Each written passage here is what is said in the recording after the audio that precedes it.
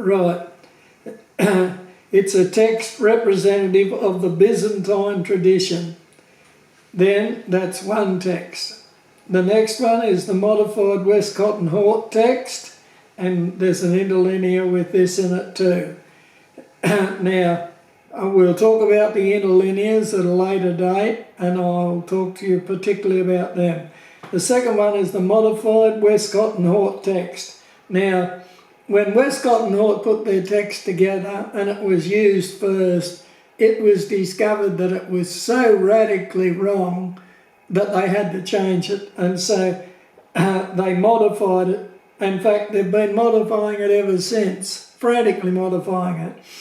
A modern form of the Westcott and Hort text exists today in the Nestle-Aland texts, the United Bible Society texts, and a fusion of the two of them mixed together, abbreviated as the NU, Nestle United, right?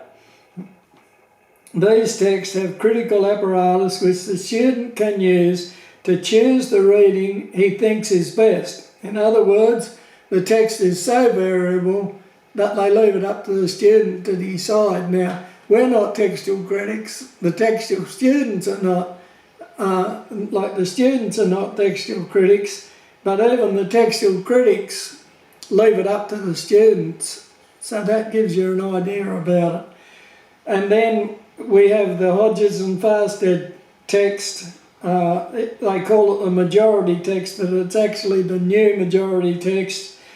In the 1980s, because of the response of scholars to the mounting evidence of the papyri discovery stacking up on the side of the TR, Textus Receptus, the 26th edition of the Nestle and UBS 3 make over 500 changes back to pre-Westcott and Hort TR type readings.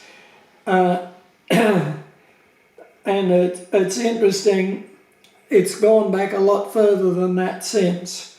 A new text was produced which abandons Westcott and Hort type textual theory and relies upon the majority of textual evidence, or that's what they claim. This return to something like the TR is led by a scholar called Zane Hodges. It's called the majority text. It's actually called the new majority text now because to differentiate it from the old majority text. Remember, we've talked about Zane Hodges. He's a very prominent modern scholar, and he and Aland and Farsted all make their money out of the new versions. There are numerous other Greek texts in existence. Aleph is Sinaiticus 1, 2 and 3. We talked about that. B is what? It's Vaticanus 1, 2 and 3.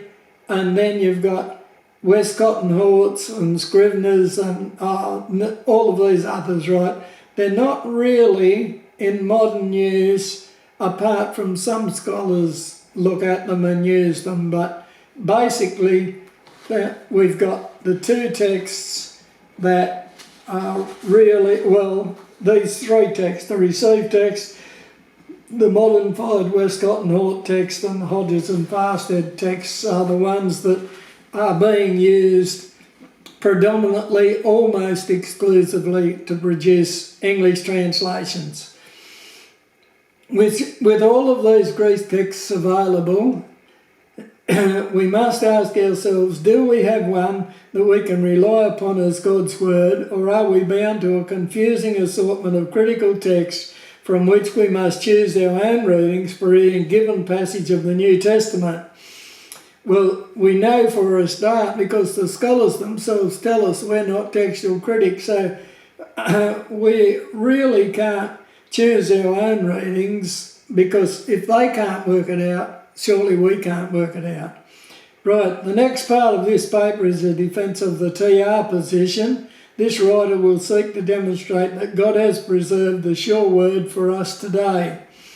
And I think I'll finish up there with that one, and then we will go on to look at the superiority of the Textus Receptus, but that's really the rest of Brad's thesis, so we'll stop there for now.